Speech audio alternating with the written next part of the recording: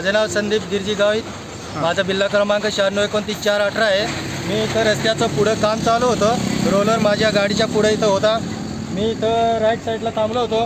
ट्रकवाला left साईडच्या इथून आला, एस टीला आदळला आणि हा डिवायडर हा चढून त्या बाजूला चालला गेला.